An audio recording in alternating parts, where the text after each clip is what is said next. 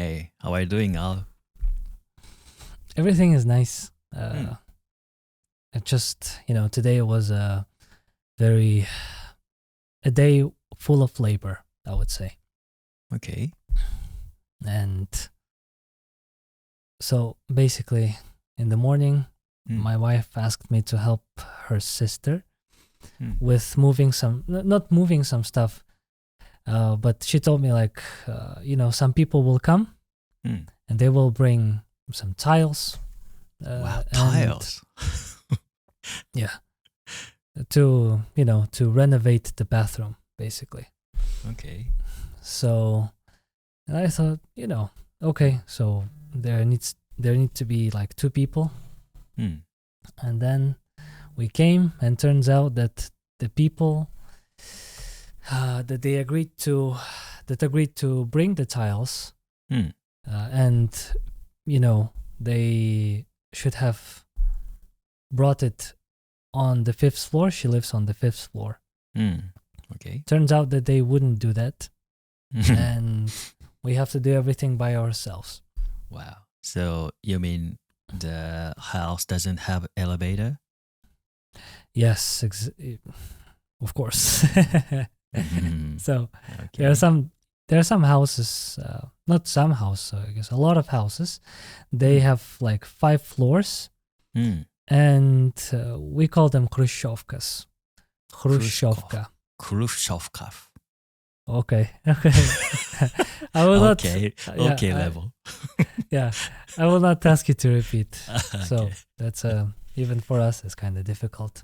Hmm. And it is named after a guy whose name Hmm. is Khrushchev, Hmm. and he used to be a ruler of Soviet Union, Hmm.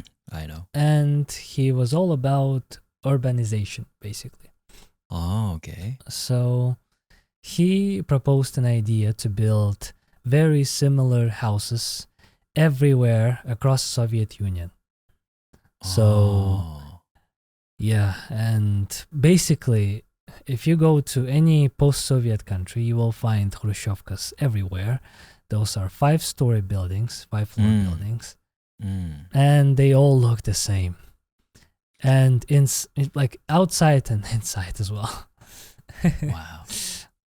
Oh, So, actually, I have visited Estonia, okay. and maybe that was part of Soviet Union, right? Yeah, Used to be. used to be, right? And yeah, I literally feel that kind of sense because I moved from Finland. Actually, Finland was too a little bit, but I'm not sure. But I moved to Finland to Estonia on a 1 day trip, but that was completely different world because Finland has many types of building in the town, but once you go to Estonia, building looks almost the same. Wow, what's this? Well, I felt that it was so. I love that. I love that kind of sense. Mm. Mm. You say that you love how Khrushchevka looks like? Yes, yes. Good. Mm, Yep, well, I know what you mean. But for Japanese, some foreigner says Japanese building are so, how should I say, you know, so unload design. So mhm. that one building is very old fashioned, but on the next to it, there's a very tall building with very Mhm. urban design. And some Mhm. people love that, but actually I don't like that. Rather than some kind of same design or ruled design, I might prefer. Yeah. So, yeah, let's switch, man. Like, you Hmm. can come here. I will come to Yokohama. Okay. Let's exchange. Really, like, happily would do that. Someday. Yeah. So, yeah, and so we have Khrushchevkas, Hmm. and then we have Stalinkas. Really? Really? Mm-hmm. Really? Sta- Yes. Hmm. So, like after whom it is named? Hmm. Hmm. You have an idea? Stalin. Yes. Yeah. Joseph Stalin. Mm. And yeah, again, like he had the same kind of idea to build the same buildings everywhere. Wow. And there are many buildings like this. But what I should say, you would be really surprised. So the area where my office is located and where I am right now is a very beautiful place. And actually, the name of the street where I am right now is Lenin Street. Oh, really? Wow. Lenin Yes. Street. So, but the thing is, like all these buildings that are around Lenin Street are all built by Japanese. Really? How come? So that's a dark kind of history probably, but like you know, in a nutshell, there used to be captives, you know, from the war, some Japanese people, and some of them were transported here into Karaganda, and they built lots of buildings here. And what I should say, you know, should be obvious probably. Those buildings are the most reliable, the most sturdy buildings in the whole city. Like they won't die probably in 200 years. So thanks to your ancestors for building this monumental thing, I would say. Well, it's really good to hear. Even some dark background there is. Good to hear. So, and I also heard, you know, like Japanese have been here, people from Japan, built things here in the past, though. And like, if we're talking about current moment, 21st century, I hear a lot of stories that there are many immigrants from Uzbekistan in Japan right now. Is that true? Yeah, that's true. But maybe it's not now. I'm sorry, it's not exact, but it's not now, I say. Maybe it decades ago or so. Because some immigrant were changing this decades or these 2 decades.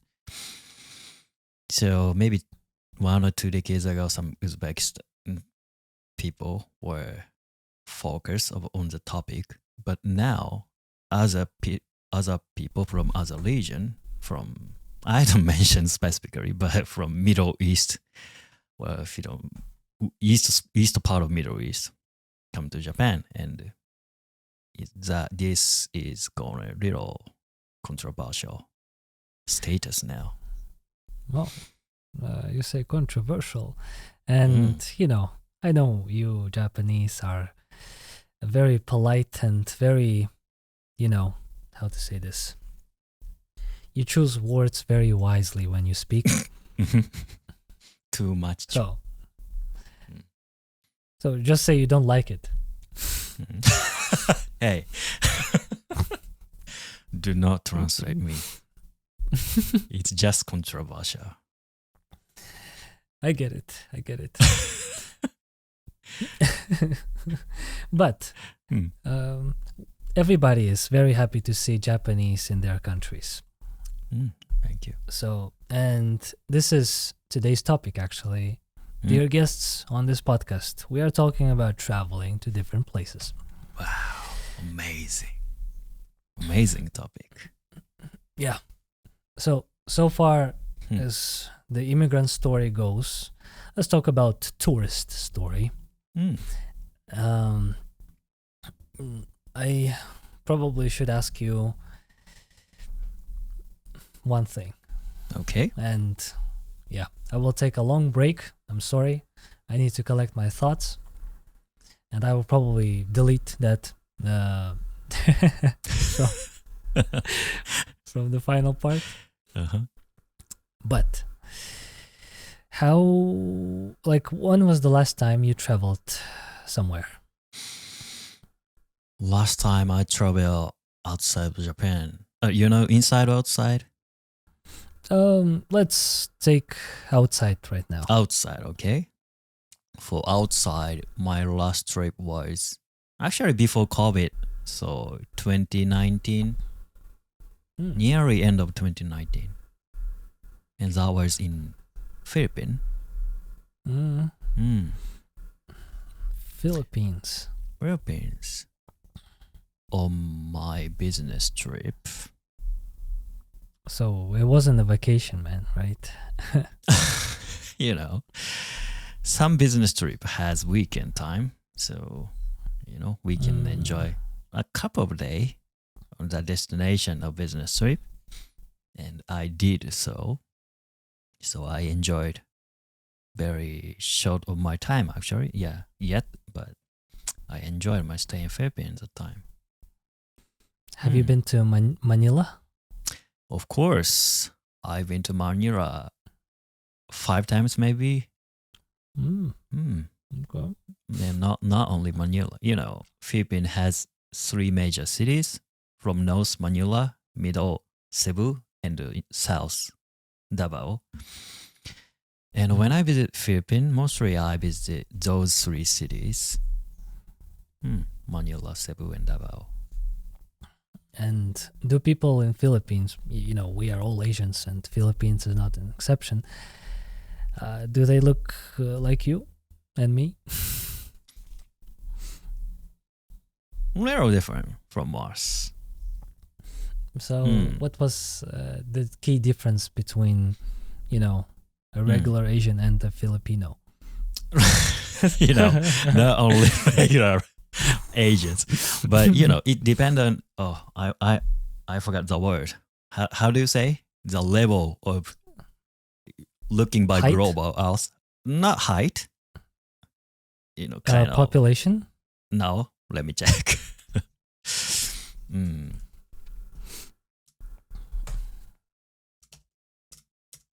A latitude. Latitude. Okay.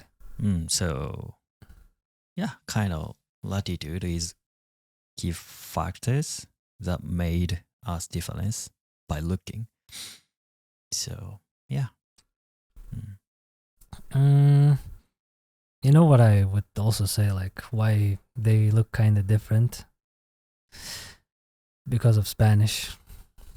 Especially south part, yes. So, they have some European blood going on inside. Unlike us, really, like, we used to, like, Kazakh. Do you know how Kazakh nation has been formed in, like, at least a brief history? I'm not sure. So, would you tell me, Robert? Okay, so you obviously know what Mongolia is. Yeah, I know. Yeah, you obviously know who Genghis Khan was. Of course. Yeah. So Genghis Khan, as you may probably also know. Yeah, I'm sorry for interplay. For the listeners from Japan, we pronounce it Genghis Khan. Oh, really? My goodness. Genghis Khan. So actually, Genghis Khan. Yes. It should be the correct way, guys. I'm sorry. Like, we speak English. Oh, really? But everybody who speaks English, and this is their native language, English it is Genghis Khan. Genghis Khan is the correct way. Okay. So, go ahead. And we Kazakh call him Genghis Khan. Genghis Khan. But yeah, probably like Genghis Khan would be like the most accurate name for this little fella. So you know him, and you probably know a couple of facts about him. A savage, used to make a lot of good strategies, and used to love women very much. And as a consequence of that, has had lots of sons and daughters probably, but we only know about sons, obviously. Mm-hmm. And like when he got old, his sons took, the parts of the empire that he has built and started ruling, basically. And one of the biggest part from the history, it used to be called Golden Horde. Golden Horde. Horde, yeah. So, and extremely large empire. It used to cover almost all Russia, went to Europe almost, kinda. And, places that we know now as Kazakhstan as well. Yes. And they used to rule for a very long time. And then, as history repeats itself, the empire starts to crumble into different pieces, right? So Golden Horde crumbled into several different pieces, and one of those pieces was White Horde, basically. Okay. White Horde. White Horde was specifically placed in the land of Kazakhstan, as we know now. Okay. Yes. And once upon a time, there were two guys, specific two guys. You should remember their names. Kirey and Janibek. Yeah, perfect. Those two guys decided, like, why don't we form our own nation, and we will call them Kazakh. So that's how, in a nutshell, the Kazakh nation was formed. Yeah. And basically we are descendants of Genghis Khan, Genghis Khan, Genghis Khan. Yeah, he is known by many names right now. And we carry his, probably most of his blood is carried by us. And even, when there used to be a ruler, we would call them Khan as well. Like Kazakh Khan. And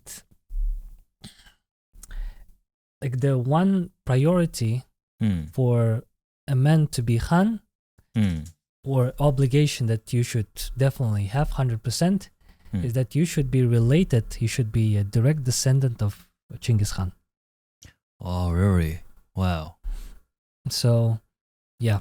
And that was like a strict rule. If you weren't, then no throne, no authority, nothing. You would not be Khan, basically.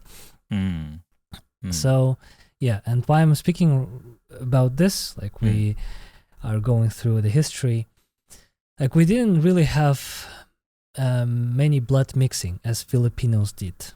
They had Spanish, and for that they may have received many benefits from them, as one comedian would say, but I wouldn't tell his name. And on the other hand, Kazakhs didn't really have lots of mixing. Yes. But right now, because we are very related to Russia, there are many people with, cross national marriage. So the Russian and Kazakh, whether it's a husband who is Russian or a wife who is Kazakh, or vice versa. So like it works, and there are beautiful children born. I can imagine. Yeah. So yeah, something like this. That's yeah. Why have we spoken about this? We talked about Filipinos. Yeah. So now you know a little bit about Kazakhstan. Yeah. But nobody, like very few people know how Japan was formed. Could you give us, in a nutshell, in 3 sentences? Okay, 3 seconds. Because it's rare to explain about whole Japanese history. it's not okay. First, I have to study more, but not only that. After World War II, about 75 years ago, we lose from America or like that. Our Japanese Bastards. study, yeah. Our Japanese study, knowing about ancient era of Japan, has little changed. So we know how, like 20 or 3,000 or 2,000 ago, how people, how this kind of civilization happened in Japan. We know such kind of things because that is like not cultural aspect, but rather some scientific aspect, like some humanity came from China continent and people coming from west part of Japan and spread out over 1,000 years like that. But actually, few people know how Japanese culture made up after that 2,000 years old. After that 2,000 years ago. So actually, I'm that kind of person too. But having said that, what I can explain to you briefly was very first empire of Japanese happened in west part of Japan, but some people say it's central part of Japan. It's still it's not fixed fixed place decided, but west part of Japan there's some first emperor happened, and that was woman. Himiko. Woman. Woman is first empire's name. Himiko, yes. Himiko. And after that, maybe some empire existing from her children or grandchildren like that. And after that, Bukkyo is, its religion came from continent side. And after that, the structure of Japan has changed drastically. So people has some tribe in each area, but after religion, there was a central kind of government happened in Japan, inside Japan. And those guys trying to rule whole Japan. Okay. That made the Japanese war. Some war happened. Yeah. Attack. Each other's. So. And that is very basic history. And the duration was so long, maybe 1,000 years or like that.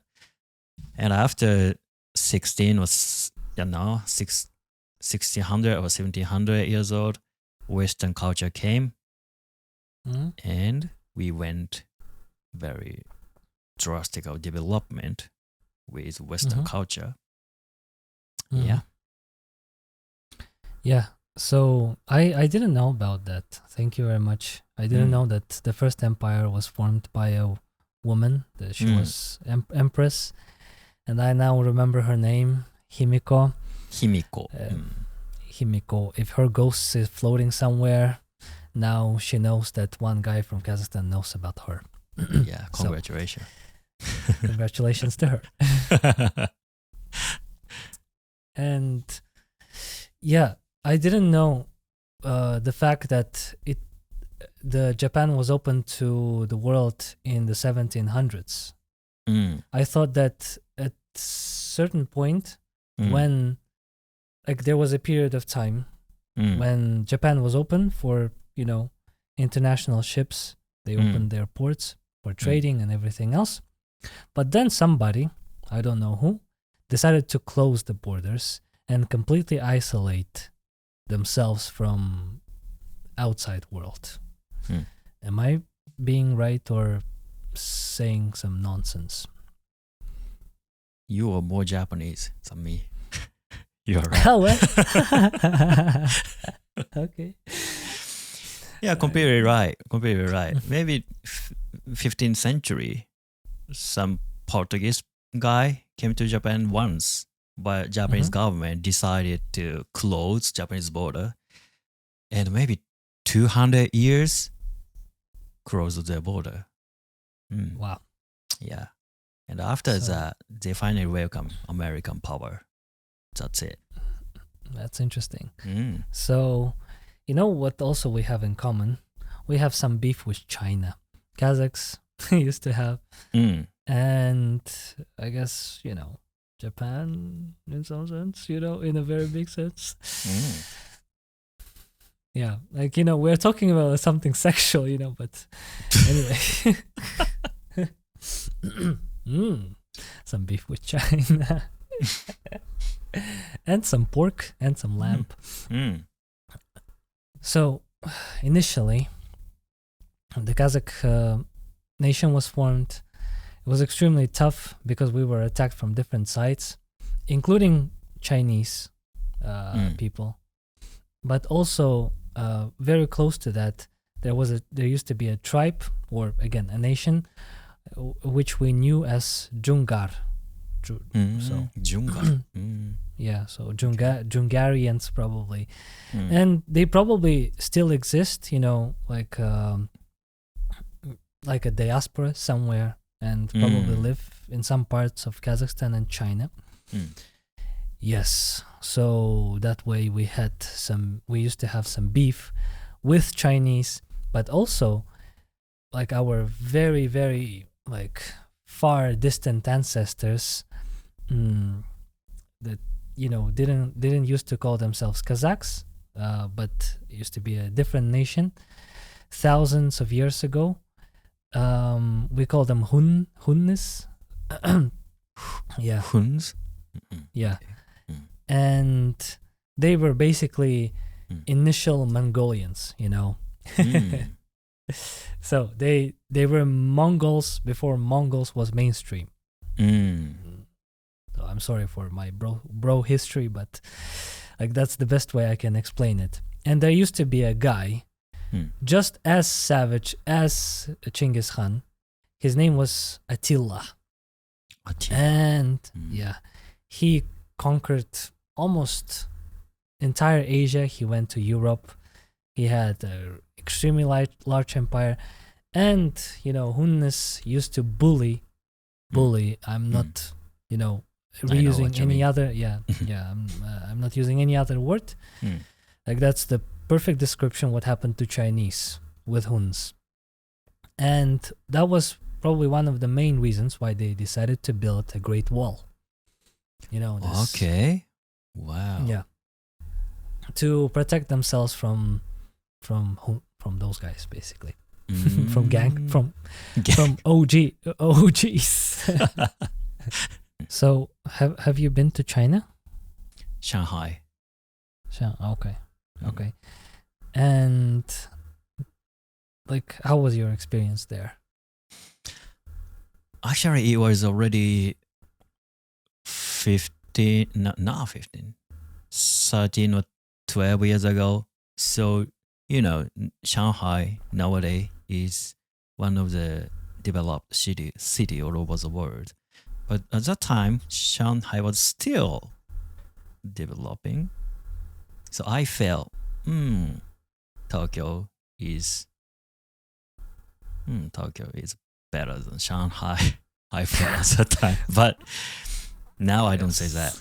Now Shanghai is amazing city. Okay. Yeah.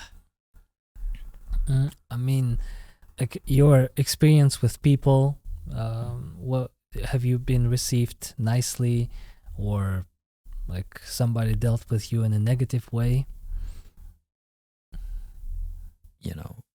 About Chinese? Yes. Yeah.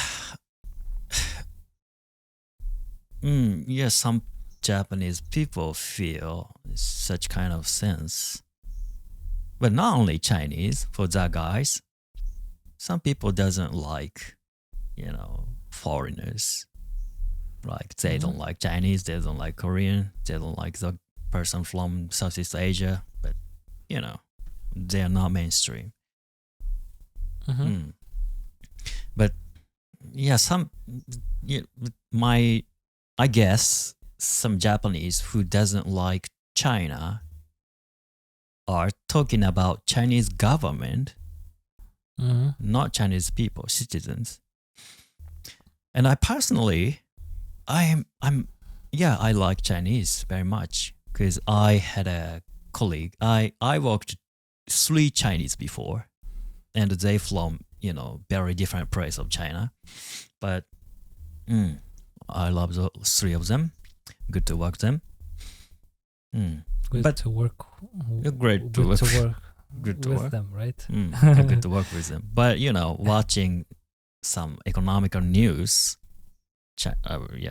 some news, Japanese news source says Chinese government is not good attitude like that.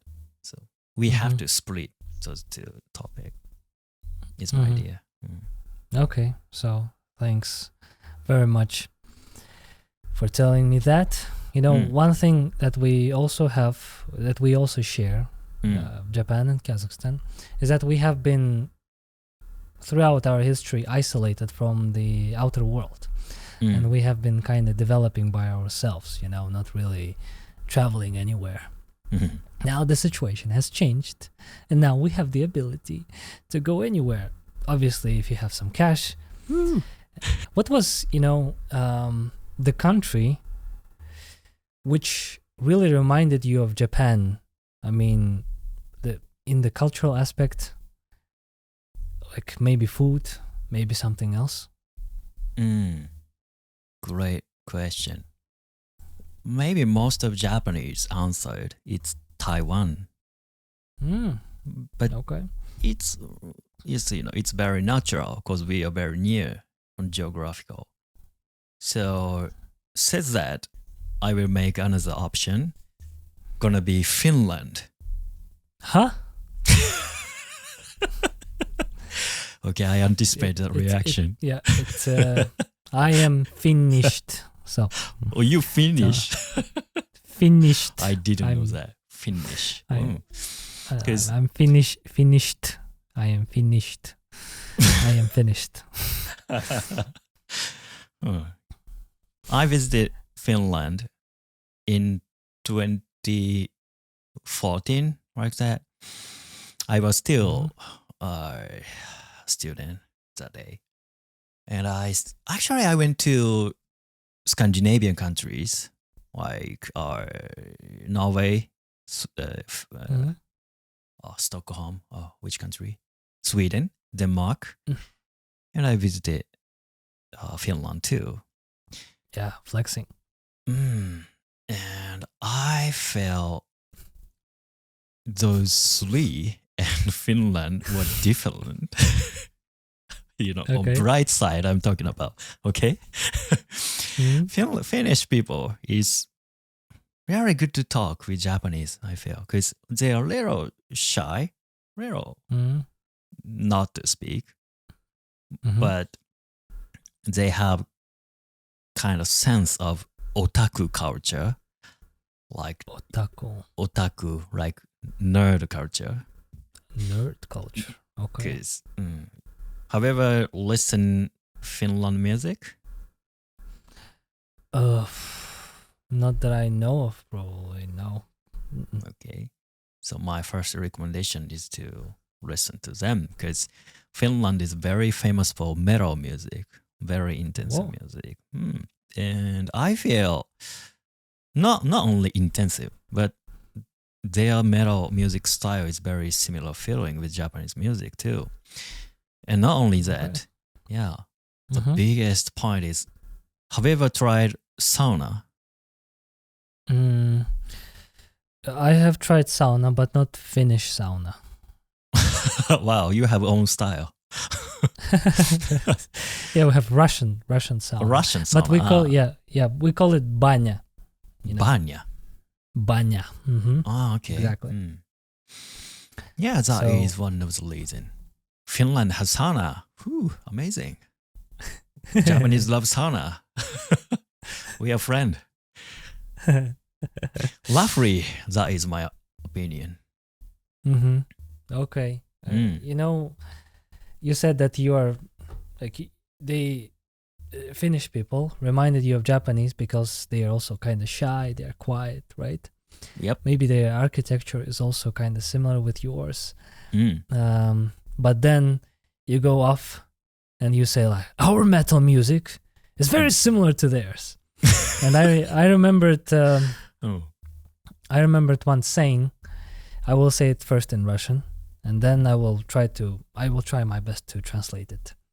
We say в тихом омуте чертики водятся. And you may not repeat that. And that basically means like there are many little devils inside a very quiet pool. So, like I look at you, you're a completely nice guy. You never scream, you never shout. Somewhere you eat some raw egg, maybe that's the most gross thing in the world. But other than that,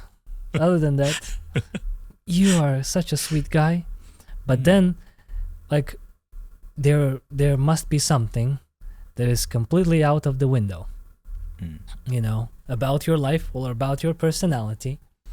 As we, some people know some facts from Japan. Some crazy stuff is happening, but we always associate Japanese people with being polite and nice. But then at the same time, you have like the most bizarre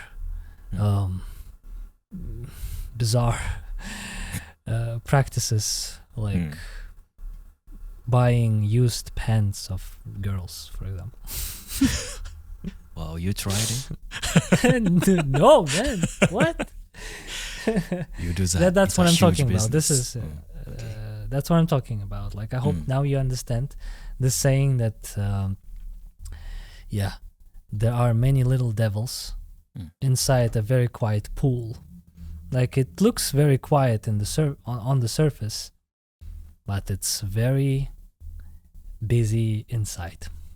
That's what I would describe about you. And now I know that Finnish people also share the same thing. Oh, really?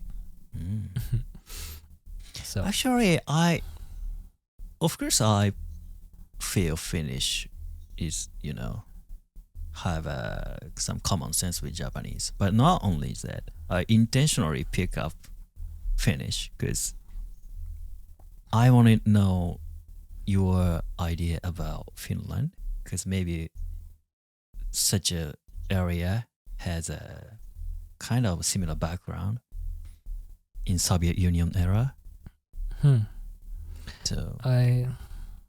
So I actually don't know much about Finland, to be honest. I know Lasse Urpalainen. I know Jesse Vainika or Jesse Vainika. Those two, yeah. Those two have won international. Other than that, the fact that I know about Finland is they have really nice relationship with recycling garbage, which is a really nice thing. Like 90-something% of their garbage is recycled. Really cool. Like, wish cool. We would have that. Yeah. But I have never been there. And I sense that it's kind of cold to go there.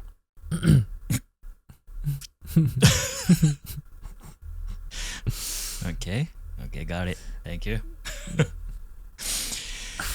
You're welcome. Maybe we have to end this question. So, what about you? Do you have any similarity with other nations? It's really easy, man. The answer is extremely easy. Not every, sorry. But there are many countries which end with stan. So we have Kazakhstan, we have Uzbekistan, we have Tajikistan, we have Kyrgyzstan. And, they have similar names, but also very similar cultures. Like almost,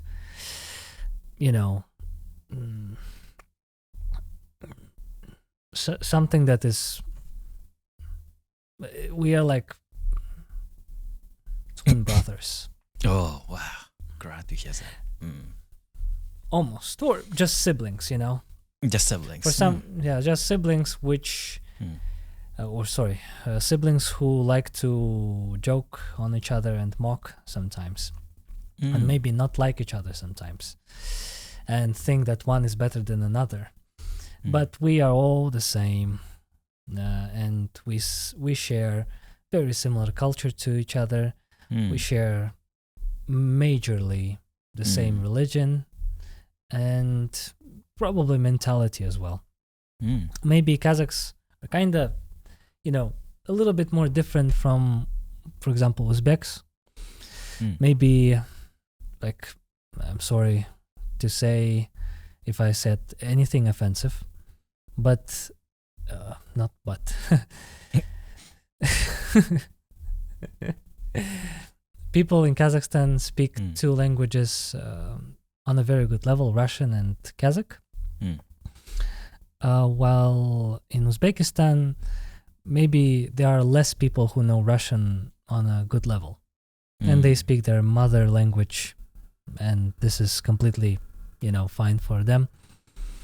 And yeah, we have more nationalities living in Kazakhstan.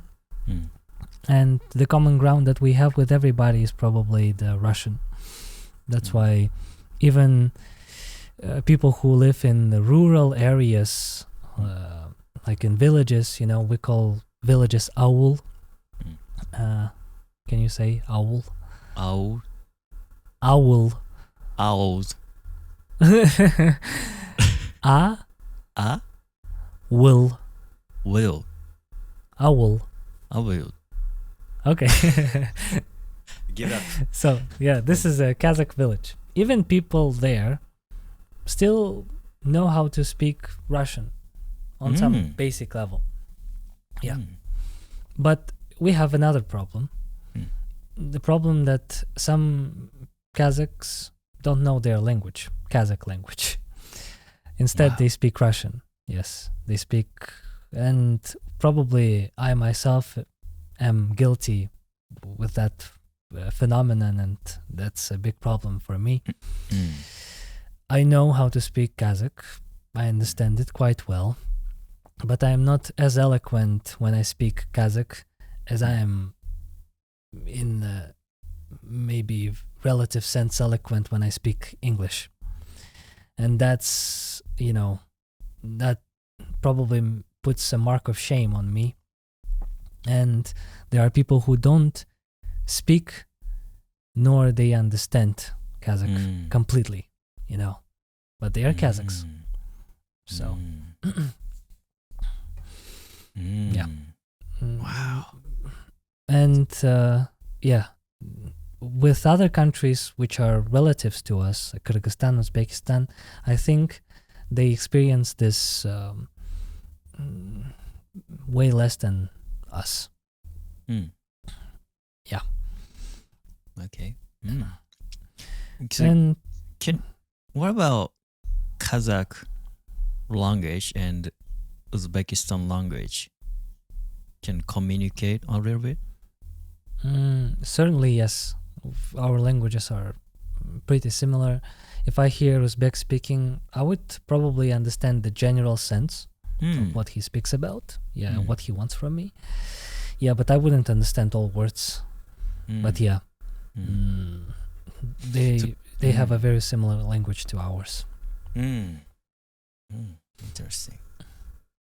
Okay, thank you for sharing your story. Great. So, and on the contrary to that, like we spoke about some similarities between some countries. What was the place for you where you have experienced something so different that you you have become for 5 seconds European because your eyes were like 5 centimeters wide? So what was the country that shocked you? Simply, it's India. Okay. And not only its culture, but also India was my first destination outside of Japan. So I never know every aspect of outside of Japan. And I didn't speak English well. And I was teenager too. That's a hella combination.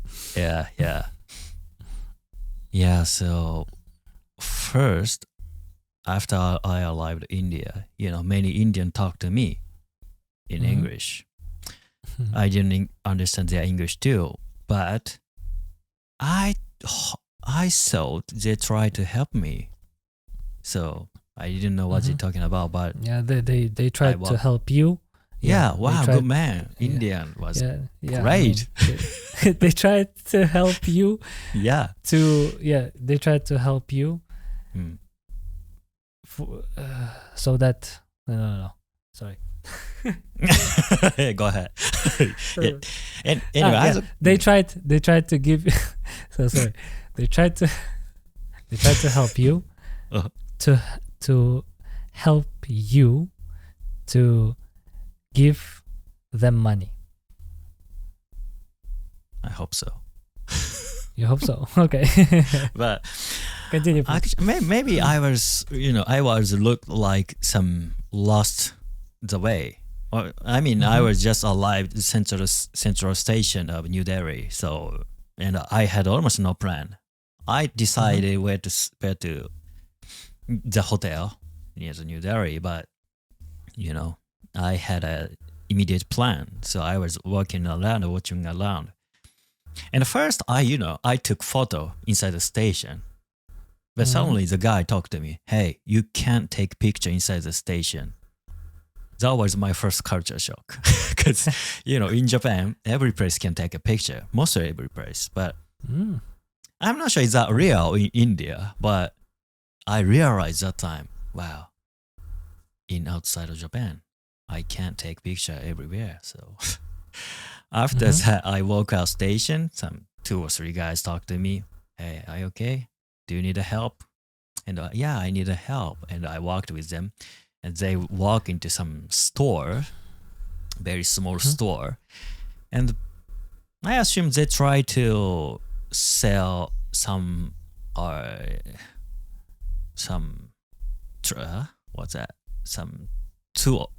tours, sightseeing tours, sightseeing package like that. And I communicate with them, and I was about to decline. I'm sorry, but I'm not interested.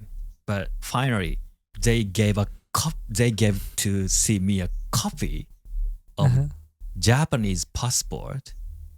So that means, and I finally found there some scam in some way, but they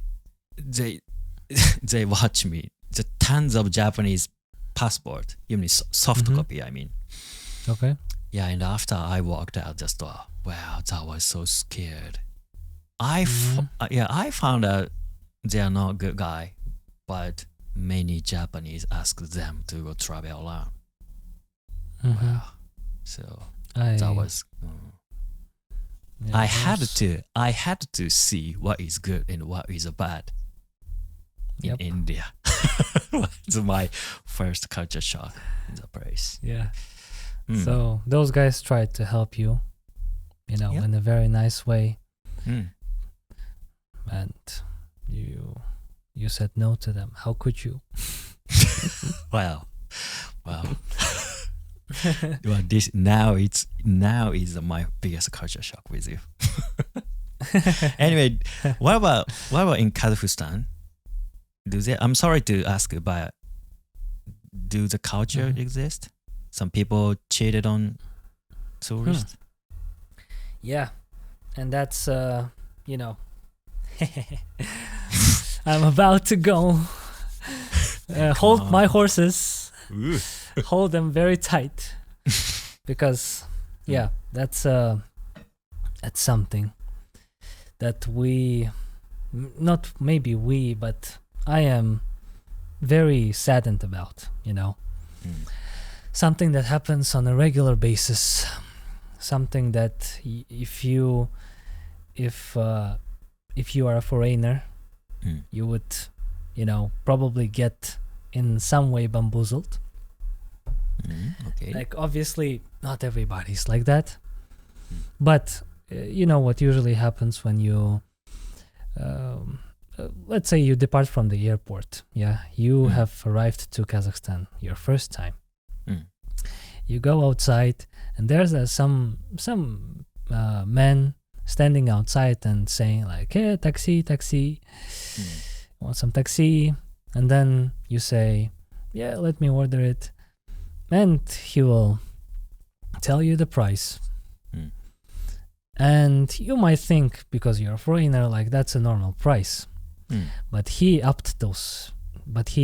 increased the price like tenfold. Wow, tenfold. Okay. But I would say in general, like that's probably the only one thing that you can be bamboozled about with a taxi. With other places and other things, you wouldn't. Like I bet and I hope, I pray that you wouldn't experience anything like this. And I hope our people are more decent with tourists right now.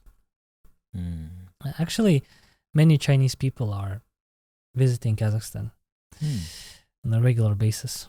And like you wouldn't know that they are Chinese, They are just walking somewhere. You look at them and you only know they are Chinese when they speak when they speak their language. Yeah, we can recognize. So, yeah. But other than that, any kind of like very special scheme, I don't think that you would get stuck with that. We are not, like our country is not that developed in this area. So like you have experienced this kind of scamming in India. Have you traveled to France? Yeah, I did. Paris. You've been, Paris. So have you been bamboozled there in some way? Actually, I haven't such an experience in Paris. Do you have any idea? In Paris? I mean, it's like Paris is notorious for different kind of schemes. I heard. So one of my wife's friends, they traveled to Paris, and they said they have some kind of device, which they can, basically steal money from your card without you noticing it.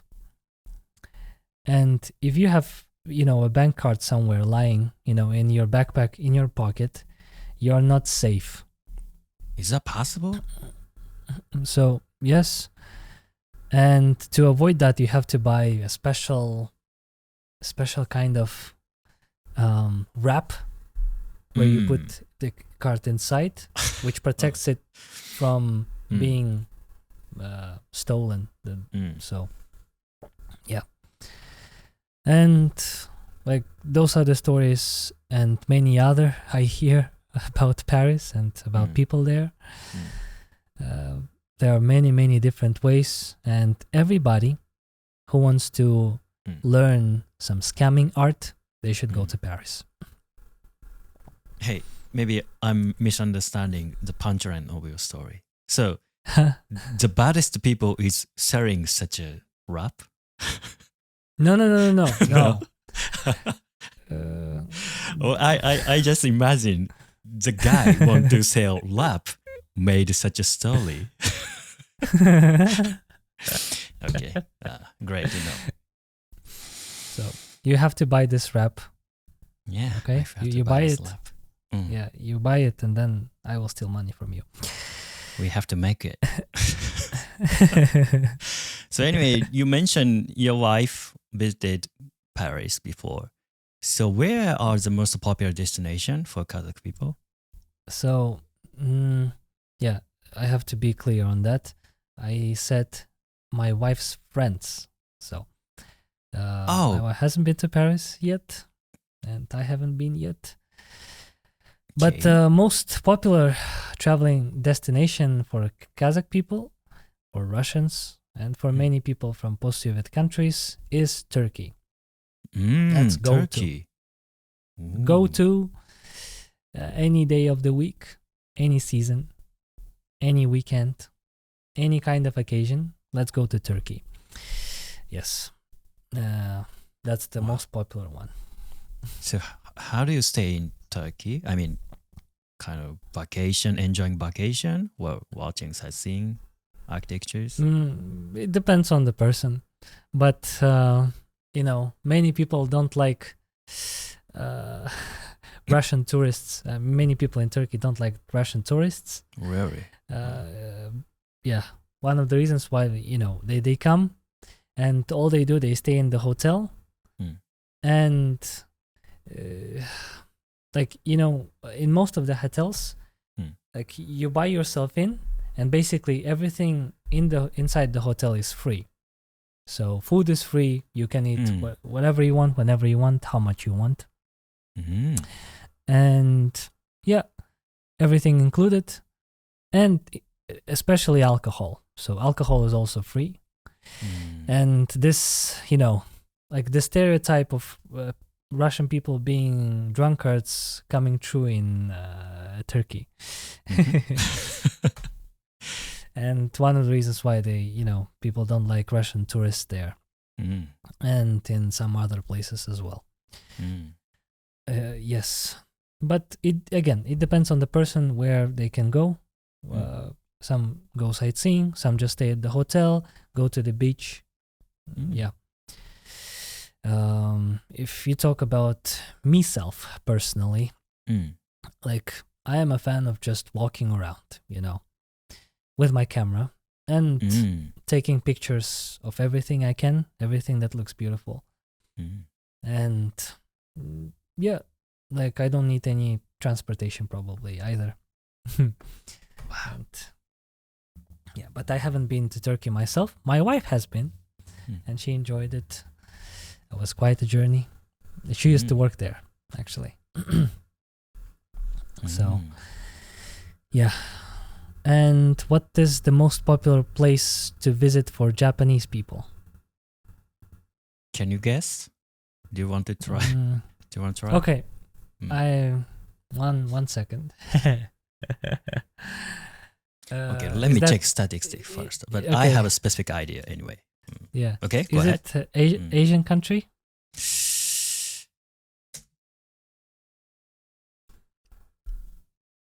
No. No, you say. Okay. You said we talked about France a little bit. Maybe France. No. Maybe England. No.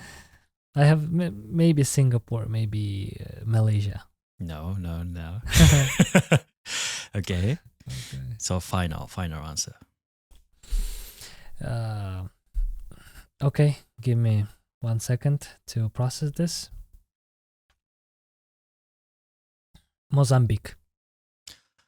No, actually, but good point. Because it's island. The answer is Ireland. It's Hawaii. Oh, really? Wow. This is interesting. What is your idea about Hawaii? What do you think about hearing Hawaii?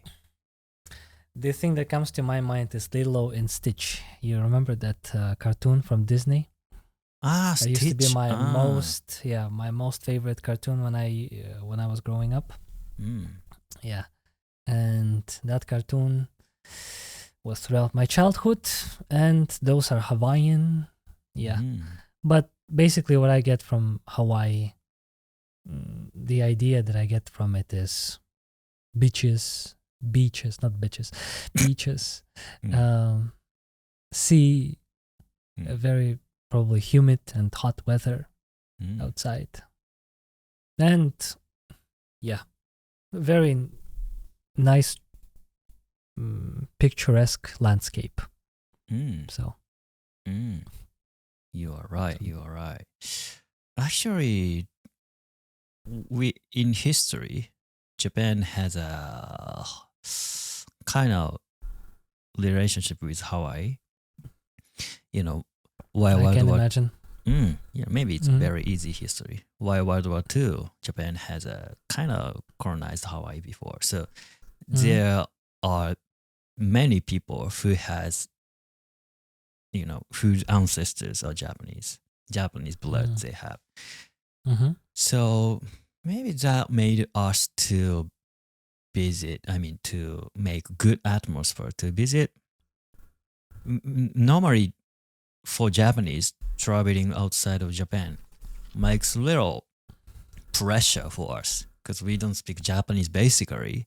We don't speak English basically. So just communicating makes us stress. But in Hawaii, of course, Hawaii people, all of them speaks only English, but they prepared to welcome Japanese. Many Japanese signs, many Japanese menus are available. Wow. Yeah, so maybe that was the reason. And actually my honeymoon was Hawaii. Wow. Ooh. Yeah, it should have been, it must have been beautiful. Yeah. Anyway. Thank you very much for that fact. I didn't know Hawaii would be the number one for Japanese people to visit. Yeah. Okay. Yeah. So, are there specific customs or values that you make sure to carry out when you're traveling somewhere? Basically, Japanese will align with its local culture, try to align its local culture. But while traveling, no accident would be the best. So, yeah, we are good at it. I hope Japanese is good at it, making no accident. Because the key point is be silent in public space. I see. Yeah. Like that. Sorry, I don't have a good answer about it, but be polite. Not only be polite in even in outside Japan, being polite as you are in Japan, like that. Yeah. I mean, not only that, when we speak about some cultural aspects that you carry out, there must be also some items maybe that you have to take with yourself that you cannot live without when you travel. Okay. In that aspect. Yeah, Japanese people, especially old generation say, they bring some Japanese food that is dry food, like kind of ready to eat soup or cup ramen, like that. Okay. Soup is just miso soup, like that. Okay.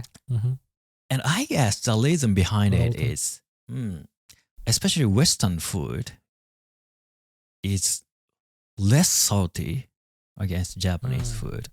And Japanese is, our food is very salty for the people outside Japan. My man. I'm sorry to interrupt. What's that? I'm putting salt everywhere as much as I can. Really? Wow. Actually that is really good point. Really good point. And people, my wife doesn't like me for that. Like, oh, you're putting too much salt. Wow. Is that too much? That's completely, maybe I will put some more, like if you insist. Okay, so now, you can enjoy Japanese food.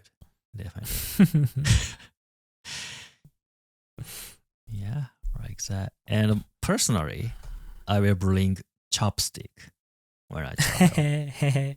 This is travel tips. But chopstick is not regular chopstick I use, but kind of ready to use or one time use chopstick. It's good to go because for the country, they don't use cutlery. Well, neither fork and spoon. Mm-hmm. If you have chopsticks, that's enough. But not only that. Okay. Actually, my travel experience was not rich one. I mean, I travel in poor way. So when I visit restaurant, cutlery or dishes are not clean. In that case, I bring my chopstick and eat it.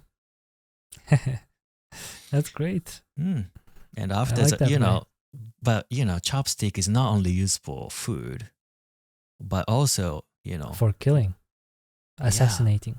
Yes. Like that. But, in the eye. In the eye. Yeah. One or two. But, insect. You get Lice? rid of insect. Mice is actually too big. Not lice. Chopstick. Oh, right. Yes, rice. Again, rice. Especially when you go some not rich hotel, you can find a cockroach or some Oh, yo, man. naga insect. Whew, I don't like that, but we have to get rid of it. So I use chopstick and grab them. Like that. You don't kill them. I normally don't kill them, and Japanese maybe don't kill insect. I hope you wash your chopstick after that. Yeah, and eat again. Well, again, that's gross, but